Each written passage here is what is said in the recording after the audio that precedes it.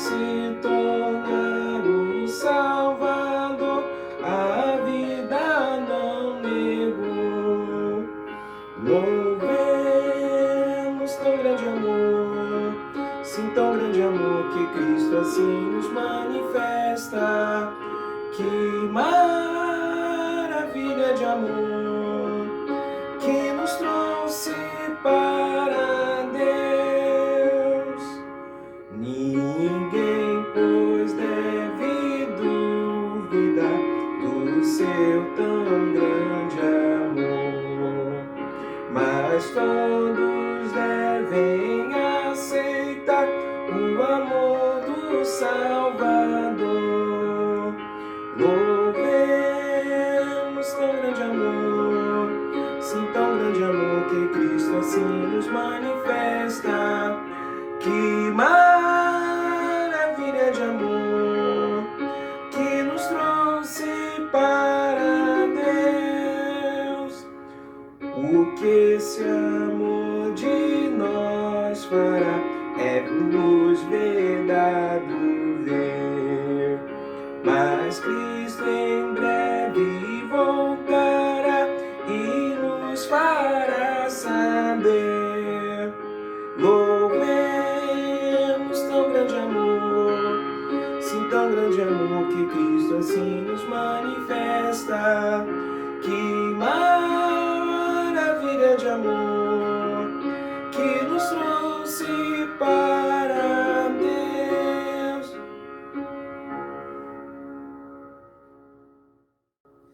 Do Senhor é a terra e a sua plenitude, o mundo e aqueles que nele habitam. E é com essa certeza que eu inicio esse culto nessa manhã de domingo, 19 de abril, adorando ao nosso Senhor com a palavra dele. E eu quero agradecer a você que tem participado conosco de cada culto, tem acessado o nosso canal, tem deixado like, compartilhado os nossos vídeos com seus amigos. Muito obrigado. E vamos orar. Convido você a fechar os olhos e estaremos fazendo uma oração ao Senhor, uma oração de exaltação, porque somente Ele é digno da nossa adoração. Oremos. Deus, nós entregamos, ó Pai, esse culto em Tuas mãos.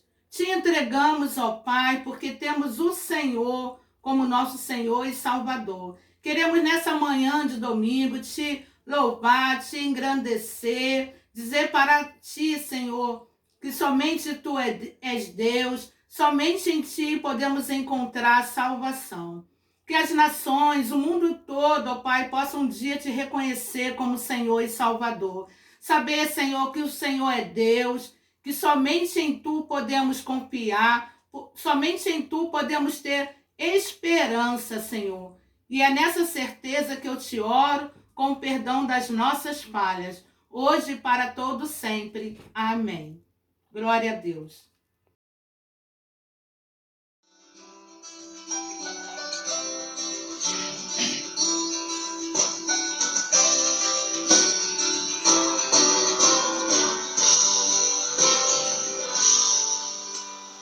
Ah, se meu povo me escutasse e me servisse com integridade, eu abriria as janelas do céu e lhe daria trigo macio. Ah, se meu povo que me adora me adorasse acima de tudo, com o meu couro da rocha o sustentaria. A palavra de Deus é fiel e jamais ela volta vazia. Se eu honrar e bendizer ao meu Senhor, obedecer, eu comerei o melhor nesta terra. A palavra de Deus é fiel e jamais ela volta vazia. Se eu honrar e bendizer ao meu Senhor, obedecer, eu comerei o melhor desta terra.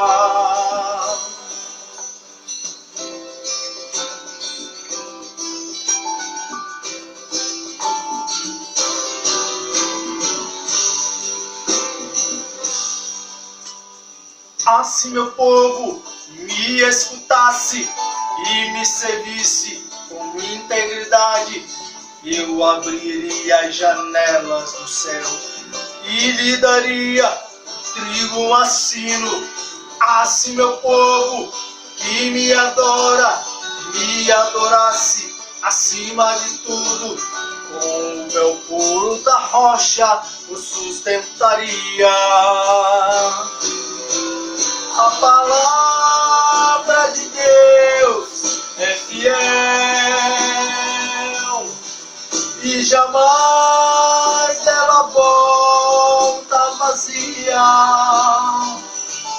Se eu honrar e bendizer ao meu Senhor, obedecer, eu comerei o melhor desta terra. A palavra de Deus é fiel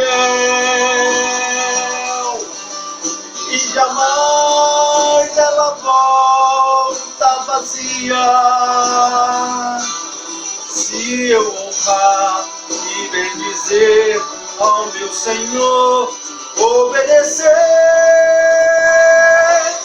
eu comerei o melhor desta terra. A palavra de Deus é fiel e jamais ela volta vazia. Se eu honrar e bendizer ao meu Senhor, obedecer, eu comerei o melhor desta terra.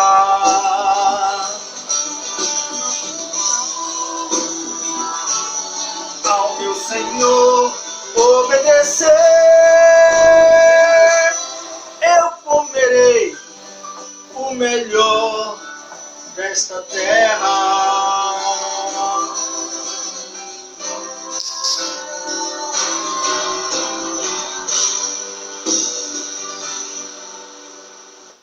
Louvado seja o nome do Senhor.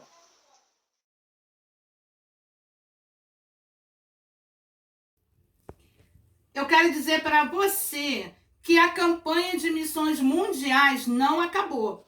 Nós ainda estamos em campanha e eu peço você que continue orando pelos nossos missionários, continue também ofertando, guardando as suas ofertas para quando estivermos no culto presencial, ali estaremos entregando essas ofertas no altar do Senhor. E eu peço a você agora que abra sua Bíblia em Filipenses, capítulo 4. Nós estaremos lendo o versículo 4 e o versículo 5, que é a divisa da campanha de missões mundiais deste ano. O tema diz: transforme o mundo com a alegria de Jesus. E a divisa, vamos ler junto? Alegre-se sempre no Senhor. Outra vez digo, alegre-se. Seja a vossa amabilidade conhecida por todos os homens. Perto está o Senhor. Amém. O Senhor está bem pertinho de nós. Basta crermos e ter confiança, acreditar realmente que o Senhor está perto de nós, resolvendo todos as nossas dificuldades, os nossos problemas. Amém?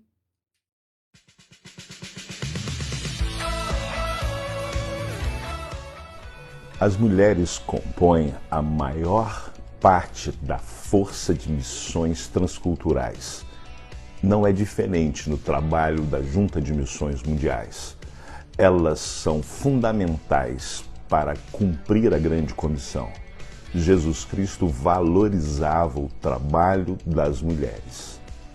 Entretanto, as nossas missionárias enfrentam um grande obstáculo: o machismo. Em alguns lugares, sequer é possível alugar um imóvel se não houver um homem como o inquilino. Por isso, peço a você que ore pelas nossas missionárias para que não desanimem e superem esse obstáculo. Ore também para que haja a mudança da mentalidade, para que as pessoas entendam que diante de Deus não há diferença. Transforme o mundo com a alegria de Jesus.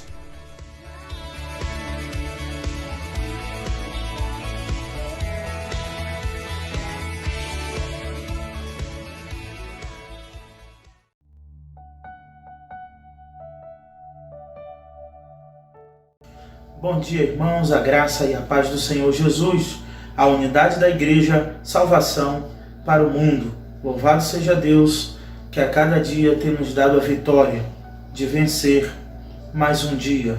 A Bíblia diz que em Cristo somos mais do que vencedores, por aquele que nos amou. Então, meus amados, convido vocês a abrirem a sua Bíblia, as suas Bíblias, na primeira carta de Pedro, no capítulo 2. Primeira carta de Pedro, capítulo 2. Queria louvar a Deus pela vida dos dizimistas e ofertantes da casa do Senhor. Vamos estar orando no momento da leitura do texto, orando também pelos enfermos, que Deus venha dar vigor e força aos enfermos, e lembrar a você que está em dúvida a respeito de como entregar os seus dízimos e ofertas, e você não quer depositar, não tem como ir ao banco fazer um depósito, todos os dias de terças a domingo, de terça a domingo, todas as semanas, das 15 às 18 horas, o templo da Primeira Igreja Batista está aberto para receber os irmãos, como tem recebido ao longo da semana, os irmãos que estão indo lá depositar os seus dízimos e ofertas na casa do Senhor, tudo bem higienizado, álcool e gel para passar nas mãos, sem contar que os irmãos também têm ido ao templo, também cumprindo todas as regras de higiene sanitária e do Ministério da Saúde. Então, irmãos, sem mais delongas, vamos à palavra do Senhor, que se encontra na primeira carta de Pedro, capítulo 1, verso 13. Capítulo 1, verso de número 13. No dia 15 do 3, falamos no capítulo 1 da primeira carta de Pedro até o verso 12. Vamos dar continuidade a essa exposição bíblica na carta de Pedro, agora no versículo 13 do primeiro capítulo da primeira carta de Pedro. Na ocasião, falamos sobre protegidos pelo poder de Deus. Nesta ocasião, vamos falar sobre a obediência e a santidade diante do Senhor. Diz assim a palavra de Deus: portanto, com entendimento, prontos para entrar em ação, tende autocontrole e esperai inteiramente na graça que vos é oferecida na revelação de Cristo Jesus. Como filhos obedientes, não vos amoldeis aos desejos que tinhais em tempos passados na vossa ignorância, mas sedes vós também santos em todo o vosso procedimento, assim como é santo aquele que vos chamou, porque está escrito: sereis santos, porque eu sou santo.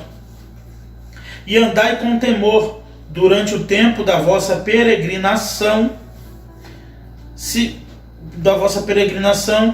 chamais de Pai aquele que julga segundo a obra de cada um, sem discriminação de pessoas. Verso 18. Sabendo que não foi com coisas perecíveis, como prata ou ouro, que fostes resgatados da vossa maneira fútil de viver, recebida por tradições dos vossos pais, mas fostes resgatados pelo precioso sangue, como de um cordeiro sem defeito sem mancha, o sangue de Cristo, conhecido já antes da fundação do mundo, mas manifestado no fim dos tempos em vosso favor. Por intermédio dele credes em Deus, que o ressuscitou dentre os mortos, e ele deu glória, de modo que a vossa fé e a esperança estejam em Deus. Assim, já que tendes a vossa vida purificada pela obediência à verdade, que leva ao amor fraternal não fingido, amais uns aos outros de todo o coração, fortes, regenerados, não de semente perecível, mas imperecível, pela palavra de Deus que vive e permanece. Porque toda pessoa é como a relva, e toda sua glória é como a flor da relva. Seca-se a relva, cai a sua flor, mas a palavra do Senhor permanece para sempre. E essa é a palavra que vos foi evangelizada. Oremos ao Senhor. Muito obrigado, Senhor, pela graça que o Senhor tem nos concedido, ó Pai, de estarmos na Tua presença, de estarmos diante de Ti, louvando e engrandecendo o Teu nome. Obrigado, ó Pai, pelos dizimistas e ofertantes da casa do Senhor. Que o Senhor continue dando graça, dando forças, ó Pai, dando condições para que os irmãos venham se manterem, ó Pai, como fiéis e abençoadores da obra do Senhor. E que o Senhor seja o provedor daqueles que estão passando algum tipo de privação ou dificuldade que só o Senhor sabe. O Senhor continua sendo o nosso pastor, nada nos faltará. Visita os enfermos da tua casa, visita, ó Pai, aqueles que por conta ainda desta pandemia, que já não podiam estar na tua casa. Ó Pai, muito menos agora que nós também nem podemos ir até eles ou elas para verem o seu rosto, como, por exemplo, a irmã Noêmia, como a irmã Dimeia, como a irmã Sila, como a irmã Cris, como dentre outros irmãos e irmãs, a irmã Neuza, entre outros irmãos, ó Pai, que por alguma impossibilidade já não podiam estar indo na tua casa, mas agora também nós não podemos. Então, ó Pai, que o Senhor continue consolando, abençoando e ministrando a cura no teu povo, em nome de Jesus. Amém. Falar de santidade não é um tema muito atual. Na verdade, é um tema que eu diria, à luz de alguns métodos de evangelização e de anunciação da palavra de Deus, antiquado. É um tema que não dá ibope, é uma doutrina bíblica que não dá audiência. É muito difícil falar de santidade sem ofender ninguém. É muito difícil falar de santidade sem parecer que você está se direcionando para alguém, porque na verdade é a debilidade de todo ser humano. Na doutrina do pecado, na martiologia, a doutrina que trata sobre a queda do homem, podemos ver uma depravação total na humanidade que entrou a partir de Adão no mundo. Sendo assim, é um tema que muitas vezes, quando tratado, chega a nos ofender.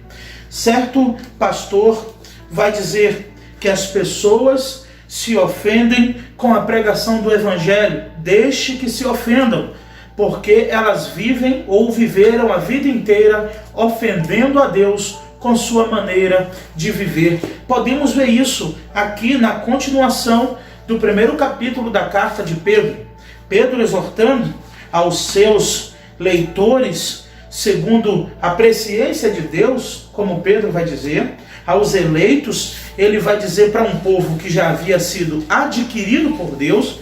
Ele está direcionando esse manuscrito, esse escrito, esse tratado teológico e pastoral para um público que já era, segundo Pedro vai dizer no primeiro capítulo, a partir do verso 2, que eles já eram eleitos de Deus. Percebem, então, que mesmo sendo eleitos, mesmo sendo escolhidos segundo a presciência de Deus, de antemão, desde a fundação dos séculos, vocês já percebem nas evidências internas da carta de Pedro que, mesmo eleitos, santos, escolhidos, eles necessitavam de viver em santidade e havia uma necessidade no apóstolo em orientá-los a permanecerem na obediência, na santificação, na santidade, mesmo sendo um povo adquirido, a nação santa, o povo eleito de Deus.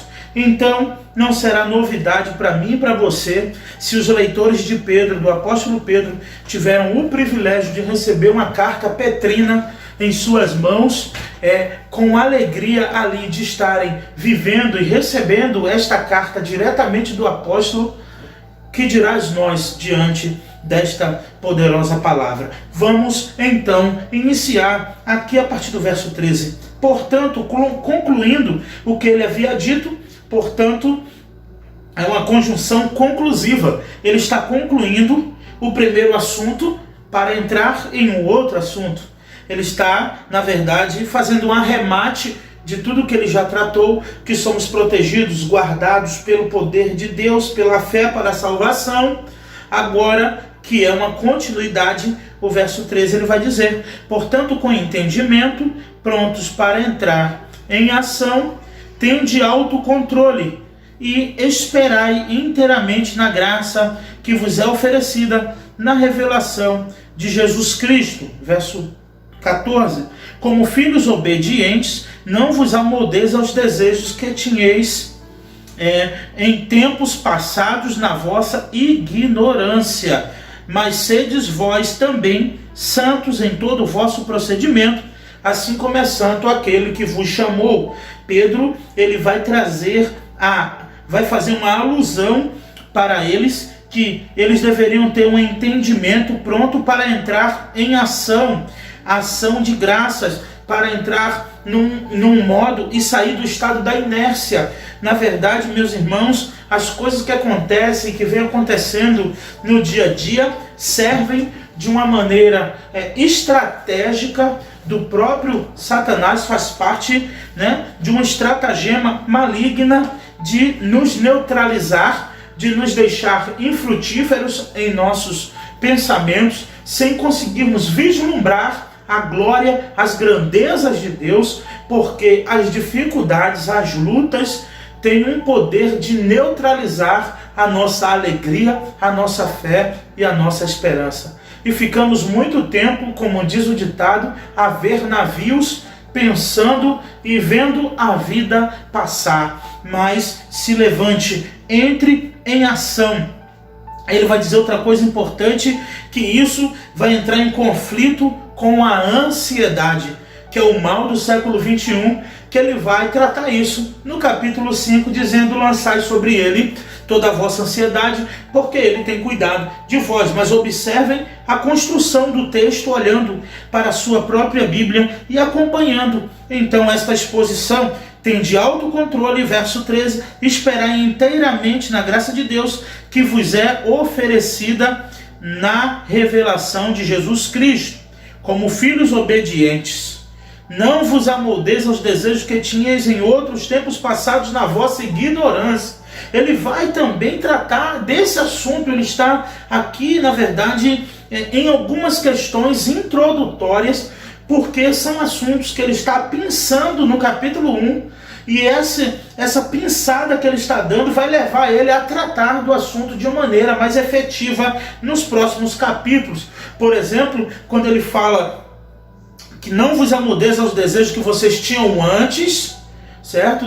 Não retrocedam, não regridam em vossa maneira de viver, a ponto de não entrar em ação, não estar pronto para entrar em ação, não tendo o autocontrole, que é o desespero, que é a ansiedade. Você conhece alguém assim? Uma pessoa que não tem autocontrole das suas emoções, é uma pessoa que não tem estabilidade emocional, é uma pessoa que oscila minuto após minuto, porque lhe falta autocontrole, domínio próprio. Isso é nos dado e é um dos frutos do Espírito Santo. Eu não estou dizendo de algum momento alguma coisa chatear você ou algo que já vem lhe chateando e de repente chega um momento em que você pode até se chatear, como a Bíblia diz, irai-vos, mas não pequeis. A ira também é um dos atributos de Deus e nós também nos iramos, nos chateamos, acontecem coisas que nos tiram do sério, sim, mas o autocontrole, o desequilíbrio emocional é que gera grandes prejuízos na vida cristã. Uma pessoa que não tem um autocontrole de suas emoções, que não consegue controlar nem mesmo a sua ira, nem mesmo a sua chateação, o seu medo, o seu desespero, é uma pessoa que vive, mas não aproveita a vida. Vive um ano após outro, mas não consegue desfrutar e ter prazer na vida, porque vive ocupada ou ocupado com o amanhã. Pessoas assim precisam pedir a Deus autocontrole e esperar inteiramente na graça de Deus. Você que está me assistindo, você precisa esperar inteiramente, não é pela metade, não é em parte, é esperar inteiramente na graça de Deus, que foi nos dada através da revelação de Jesus Cristo, nos foi oferecida esta graça. Nós precisamos e temos a oportunidade, até com este período de isolamento social, com este período de quarentena, só nos resta, somos obrigados a esperarmos inteiramente na graça de Deus. Realmente estamos vivendo pela graça. É ou não é, meus irmãos? Estamos vivendo pela graça.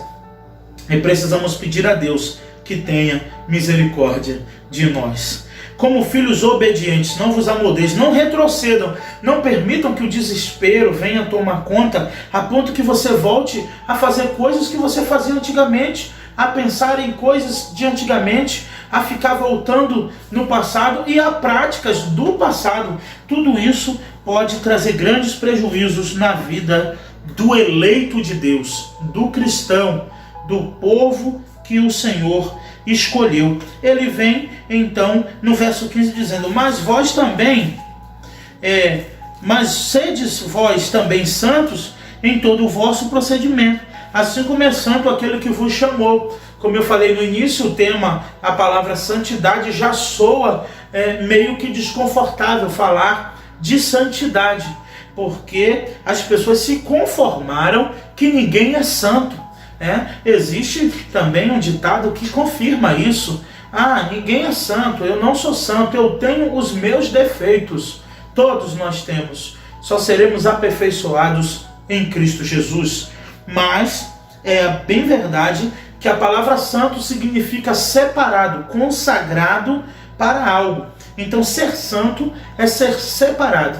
Outra coisa sobre a doutrina da santificação na teologia bíblica, para que os irmãos também possam elucidar ou confirmar aquilo que os irmãos já têm como entendimento bíblico sobre santidade, que nenhum ato nosso é capaz de nos santificar. A santificação é um ato exclusivo de Deus na vida do cristão.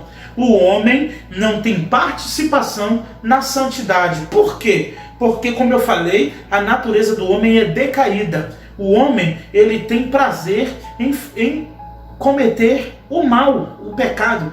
E nem sempre o mal, o pecado, é algo ruim para a sua vida ou para os seus próprios olhos.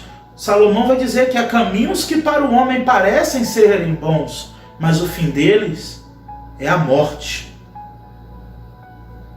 Então, quando falamos que o homem ele é inclinado para o mal, e que ele é treinado, ele é voltado para isso, para o pecado, as pessoas que são piedosas, as pessoas que são boazinhas, que dão esmolas, que ajudam alguém, tendem também a se sentirem ofendidas com isso, porque elas pensam: eu não bebo, eu não fumo, eu não faço mal a ninguém, eu não vou para a balada, eu não brigo, eu não sou de confusão. Como eu sou uma pessoa má? No sentido de que o pecado é o mal mais danoso na vida, na alma do ser humano, porque ele afasta completamente e eternamente de Deus. O salário do pecado é a morte, mas o dom gratuito de Deus é a vida eterna. Então, falar isso é justamente o que Pedro, vai querer falar para os seus eleitos. Mas sede santo no vosso procedimento, sejam separados, sejam idôneos, sejam separados no vosso procedimento, seja santo, porque santo é aquele que vos chamou. Então, ainda na doutrina da santificação, quem nos santifica é o Senhor que é santo. Porque Ele é santo, imaculado, Ele tem o poder de nos santificar. Então, quando Ele diz sede santo, não faz parte, na verdade, de um esforço exacerbado do homem para alcançar tal santidade, a não ser que o maior esforço para que você seja santo é clamar, é suplicar, dobrar os joelhos e clamar pelo sangue de Jesus, para que Ele te santifique, para que Ele tenha misericórdia de você a cada dia, assim como tem de mim e tem de todos nós. Esse é o papel da santificação na vida do cristão. Nós somos salvos, que é um ato, salvação é um ato, tá bom, irmãos? Não é um processo, Deus não vai te salvando conforme você vai se comportando direitinho. Salvação é um ato, justificação, que fomos justificados pelo sangue de Jesus, também é um ato, foi um ato exclusivo de Deus. A salvação, a justificação, a regeneração também faz parte do plano salvífico de Deus na vida do homem. A regeneração já é algo gradual, já é algo progressivo. E então a santificação, regeneração e santificação é um processo de Deus na vida do homem. Mas a justificação, a salvação, de forma alguma, é um ato exclusivo e instantâneo de Deus na vida daquele que crê. Ora, se alguém está em Cristo, nova criatura é. As coisas velhas se passaram e eis que tudo se fez novo. Paulo, escrevendo também aos Colossenses, ele vai dizer: vos despindo do velho homem, está no gerúndio, né? Vos despindo, está na verdade também no imperativo, no gerúndio na língua portuguesa. No grego está no imperativo. Vos despindo, quer dizer, enquanto você anda, enquanto você vai, enquanto você prossegue, enquanto você foi chamado, você vai se despindo do velho homem e vos revestindo do novo homem em Cristo Jesus. Isso prova o processo da regeneração e da santificação, que tem a ação exclusiva daquele que é santo. Porque não lembrar de Isaías neste exemplo, quando ele diz: meus olhos estão vendo o Senhor, eu vou morrer, porque eu sou homem de lábios impuros e habito no meio de um povo de impuros lábios. O Senhor, o anjo, pega um atenais do altar, põe na língua de Isaías e ele está prontinho. Ele está santificado, purificado para aquela missão de profetizar. Então, vamos avançar sobre isso. Como diz lá em Levíticos, que foi a ordem de Deus, porque está escrito, uma citação a Levíticos: sede santos, ou sereis santos, porque eu, Senhor vosso Deus, é santo. Sede santo porque eu sou santo. E a possibilidade de ser de santo é de se separar e deixar que Deus faça a obra santificadora em nossas vidas, através das súplicas, através da meditação da palavra, que aqui nos lava. A palavra nos lava, como Jesus disse aos seus discípulos: se eu não te lavar, dizendo a Pedro, tu não tem parte comigo, mas na verdade vocês já estão lavados pela palavra que eu tenho pregado a vocês. Isto mostra que a pregação da palavra é um lavar das nossas vestes, é um lavar da nossa roupa suja do sangue e do pecado. Justamente por isso que precisamos constantemente estarmos ouvindo a palavra de Deus. Como eu já disse em outra ocasião, os louvores que foram cantados é para Deus. As orações são feitas para Deus. Os louvores, graças e glórias temos dado a Deus. Mas tem uma coisa que Deus dá para nós em todos os cultos, em todas as oportunidades, além de estar disponível em nossas mãos: a palavra de Deus. Desta feita através da ministração, da pregação do Evangelho. Ele vai dizer: e andai sem temor durante o tempo da vossa peregrinação, se chamais de paz aquele que vos julga, segundo as obras de cada um, sem discriminação de pessoas. É o que Deus faz. Ele não faz acepção de pessoas. Vamos falar disso à noite. Ele não faz acepção de pessoas. Ele chama sem discriminação alguma. Deus, na verdade, está para oferecer a salvação, não para todos, mas para todo aquele que crer, como diz o Evangelho de João 3,16. As pessoas universalizam esse versículo como se fosse o versículo-chave da Bíblia. E todos os versículos são versículos-chave, porque não tem um versículo nem um texto que seja mais importante do que outro, porque todos eles têm o sopro de Deus, a inspiração divina. Mas Deus amou o mundo de tal maneira que deu o seu Filho unigênito para todos aqueles que nele creem. Isso já falamos em outras exposições bíblicas na nossa igreja. Ele é para quem crê a salvação. E ele, aqui no verso 17, está dizendo: ele não faz acepção de pessoas. 18, sabendo que não fostes com coisas perecíveis, como prata ou ouro, que embora, irmãos, tenham a sua glória, o seu resplendor e o seu valor, Pedro está dizendo: vocês não foram comprados com isso não. Vocês não foram comprados com prata nem com ouro não, com algo que perece, com algo que tem fim. Não, vocês não foram de forma alguma com coisas que perecem, o ouro, que vocês fostes resgatados da vossa maneira fútil de viver, recebida por tradição de vossos pais.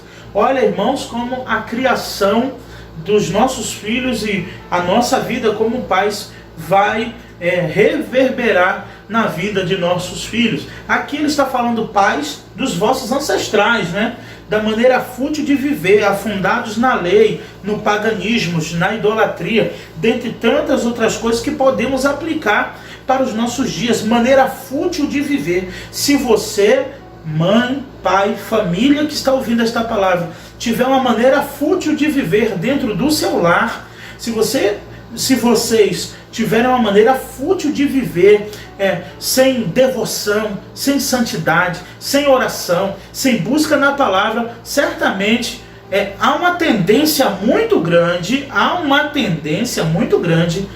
segundo a Bíblia registra, dos seus filhos seguirem os seus exemplos. Eles podem ser bons universitários, podem lhe dar o maior orgulho profissional, pode escolher a melhor família, você pode ter a alegria de entrar no casamento do seu filho, da sua filha, vê-lo bem sucedido talvez no mercado de trabalho, alcançando grandes coisas nesse mundo, mas não vai deixar de ser uma maneira fútil de viver, se mesmo tendo tudo isso, eles não tiverem um compromisso com Jesus. E esse compromisso tem que ser notório na sua vida primeiro, para que isso reverbere na vida dos seus filhos. E de forma alguma isso afetará os seus projetos, os seus sonhos profissionais e as suas ambições como um profissional e como um cidadão nesta terra. Tá bom? Guarda esta palavra no teu coração. Vocês não foram comprados com coisa que perece, como ouro, prata. Não foi assim que vocês foram resgatados. Que era o preço do resgate. A redenção era pago com prata ou com ouro. Você comprava a dívida daquela pessoa e levava ela como escravo para você, porque você pagou e tirou ela da mão daquele devedor. O que Cristo fez? Ele nos rendeu, ele pagou com o seu sangue uma dívida que estava na mão de um devedor furioso, indignado conosco, que não era Satanás, era Deus.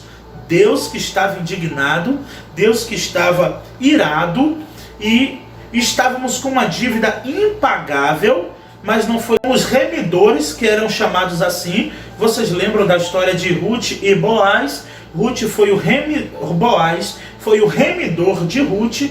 Então vocês vão entender um pouco melhor sobre essa questão na tradição hebraica da remissão. Então a remissão era feita com ouro ou com prata. Era com algo valioso que fosse apresentado mais valioso do que aquele indivíduo. Porque enquanto devia alguém, ele era escravo daquela pessoa. Então o que Cristo fez? Não foi com ouro, não foi com prata, mas Colossenses no capítulo 1 vai dar a resposta, que Deus reconciliou o mundo, Cristo reconciliou o mundo consigo mesmo. Ele veio, que Cristo sendo Deus, não quis se passar por Deus, mas não deixou em nenhum momento de ser o próprio Deus. Ele era 100% Deus, 100% homem. Você está tendo um privilégio, uma oportunidade de ter uma aula até um pouco mais teológica através deste capítulo de Pedro, que estamos tratando assuntos muito cruciais na teologia bíblica, para que os irmãos possam sanar as suas dúvidas a respeito disso. Então, não foi com ouro nem prata, mas fomos resgatados pelo precioso sangue. Pedro vai dizer, vocês não foram resgatados com ouro e prata da vossa maneira fútil de viver, recebida por tradição, aquilo que eu falei, dos vossos pais, mas fostes resgatados pelo precioso sangue, como de um cordeiro sem defeito, sem mancha, o sangue de Cristo. Foi cada gota o valor da minha e da sua vida. E vou te contar um segredo: nós nunca valemos nenhuma gota do sangue de Cristo. Nunca pense além de si mesmo, além do que você é. Miserável, pobre, cego e nu. E sem a graça de Deus, estamos falidos eternamente. Se temos um valor hoje diante de Deus, é porque quando Deus olha para mim e para você, Ele vê, nem que seja uma gota do sangue de Jesus derramado e vertido na minha e na sua vida. Isso nos torna preciosos diante de Deus, o sangue de Cristo. Ele vai dizer, não foi com ouro nem prata, 19, mas fostes resgatados com o precioso sangue de um cordeiro sem defeito. 20, Pedro vai dizer que ele já estava imolado desde a fundação dos séculos, desde a fundação do mundo. Cristo já sabia, Deus já sabia que ele iria morrer pelos nossos pecados, porque o cordeiro já estava imolado desde a fundação do mundo. Então, quando o mundo foi fundado, Cristo já havia morrido, já estava imolado. Imolado é degolado, para o sangue descer, como se matava o cordeiro. No caso, Cristo morreu na cruz há mais de 2000 anos atrás. Então, a providência de Deus é desde a eternidade. Deus não é como eu e você, que estamos na nossa casa e chegou uma visita de repente e você pensa em fazer um almoço, você pensa em fazer uma coisa e você vai ter que providenciar, porque não estava nos seus planos que aquela pessoa chegasse naquela hora na sua casa. Uma visita, um parente distante que chegou sem avisar. De repente o parente quer fazer uma surpresa, chegou sem avisar e você quer agradar, você vai de alguma forma dar um pulo rapidinho no mercado, vai comprar mais alguma coisa para aprontar algo especial para aquela visita. Não, a queda de Adão e a introdução da semente de Cristo lá em Gênesis 3,15 não foi um plano B, não foi um improviso, onde Deus, agora o homem caiu e agora? Agora eu vou mandar meu filho porque Adão caiu. Não, Deus já sabia que tudo isso ia acontecer. Porque Ele é onisciente, Ele é criador do universo, Ele criou o mundo. Ele criou a eternidade, vocês têm noção disso? Que Ele criou o que é eterno. Então Ele é mais do que eterno, né? Então, aqui já está a resposta. O cordeiro foi imolado desde a fundação dos tempos, a nosso favor. Verso 20, olhando, por intermédio dele credes em Deus, por causa de Cristo que cremos em Deus, que o ressuscitou dentre os mortos e lhe deu glórias, de um modo que a vossa fé e esperança estejam em Deus. Então, quem ressuscitou Jesus dos mortos foi Jesus. Deus ressuscitou Jesus dos mortos. Na mesma coisa com Lázaro. Jesus ressuscitou Lázaro, ou Deus que ressuscitou Lázaro naquele episódio. A filha de Jairo, Jesus ressuscitou, mas tudo com a ordem e a vontade de Deus. Jesus vai, principalmente no episódio de Lázaro, em um lugar mais particular e pede a Deus que ressuscite Lázaro para que o povo passe a crer nele. E quando ele volta, ele diz: Lázaro, vem para fora. Então Deus ressuscita Jesus dos mortos. Verso 21. Por intermédio dele, credes em Deus, que o ressuscitou dentre os mortos e lhe deu glória, de modo que a vossa esperança esteja em Deus. Assim, olha o 22, assim, já que tendes a vossa vida purificada pela obediência, a verdade que leva ao amor fraternal, não fingido, amais uns aos outros de todo o coração. Pedro vai dizer: já que depois de tudo isso vocês já obedecem, vocês não dizem que são obedientes? Vocês não se consideram uma pessoa obediente ao Senhor? Vocês se consideram uma pessoa obediente? Então é para você. Uma pessoa que se considera obediente e purificada.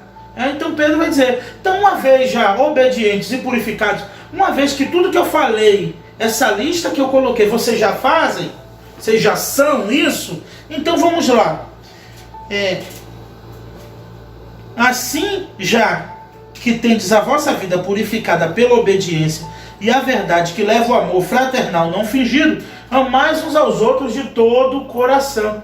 Por que Pedro sentiu esta necessidade de apelar a um amor não fingido e de todo coração para os obedientes, e lavados e purificados? Interessante, ele pede para amar de todo o coração, e ele pede para que o amor não seja fingido para os obedientes e os que são purificados. Então, ainda assim, enquanto nos sentimos e de fato somos lavados, purificados e obedientes, há uma exortação mesmo assim, para que nunca pensemos que chegamos no estado da perfeição. Já viu aquela pessoa que tem um senso de justiça tão grande na sua vida que ela não tem erro? Ele está dizendo: você que é purificado e obediente, ame com amor fraternal não fingido e uns aos outros de todo o coração. Não pode ser de meio coração, não pode ser com um terço do coração, tem que ser de todo o coração. Se entregar completamente a este amor fraternal. Estamos caminhando para o fim, e aqui no 23, 24 e 25 encerra a última sessão, que diz: porque fostes regenerados, não da semente perecível, mas imperecível, pela palavra de Deus, que vive e permanece. Não foi por semente perecível, mas foi por uma semente imperecível. Que semente é esta? A palavra de Deus. Por isso que há supremacia na pregação. Por isso que há supremacia na palavra de Deus. Por isso que eu insisto e creio biblicamente que algumas pessoas vão dizer: o que é mais importante no culto? O que é mais importante para Deus? Irmãos, tudo é importante. Mas tem algo que é inegociável no culto, é algo que é irrevogável, é a palavra de Deus. Eu já falei isso muitas vezes. Todos os elementos do culto são importantes, todos os ministérios envolvidos num culto são importantes, mas sem a palavra isto não é culto. Mas se faltar alguns dos elementos no culto, se um dia faltar um outro elemento que compõe a liturgia do culto, ainda será culto se houver oração e pregação da palavra de Deus. Percebem que não é que uma coisa é mais importante do que outra, é que tem algo no culto que é indispensável, que é a palavra de Deus. Não há por que se preocupar ou pensar diferente disso. Vamos lá.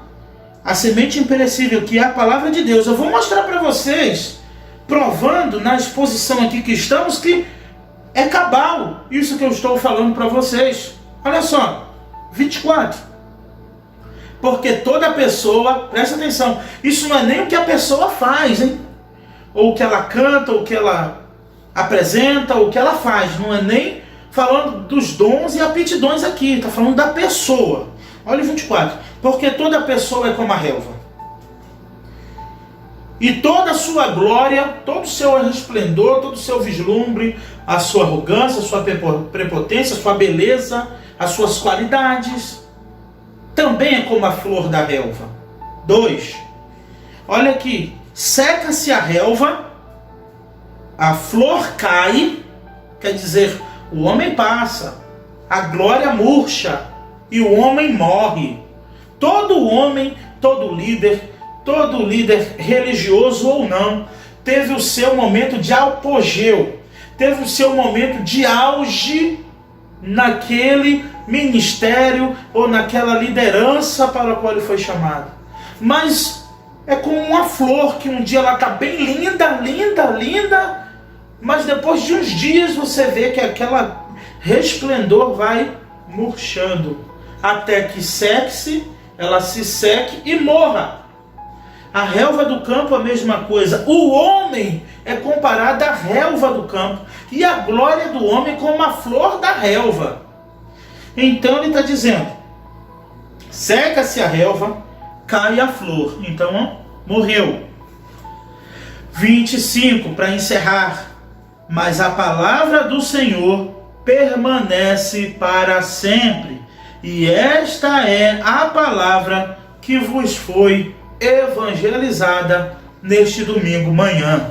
Que Deus nos abençoe em nome de Jesus. A flor cai, a sua folha murcha e seca, mas a palavra do Senhor permanece para sempre, assim como esta palavra que vos foi evangelizada nesta manhã. Isso não é uma parafrase minha, eu não estou parafraseando o versículo, está realmente assim como eu acabei de dizer para vocês. Deem uma olhada no verso 24. Vamos orar. E 25. Vamos orar mais uma vez agradecendo a Deus por esta manhã. Muito obrigado, amado Deus, pela ministração da Tua palavra, também na minha vida, que é mais cortante do que uma espada de 2 gumes. Fala com a Tua igreja nesta manhã, ministra aos nossos corações, e que o amor de Deus nosso Pai, a graça salvadora do Senhor Jesus Cristo, o poder e as doces eternas consolações do Espírito Santo esteja sobre esta igreja, sobre todo o povo de Deus espalhado pela face da terra. E todo o povo de Deus diz amém e amém.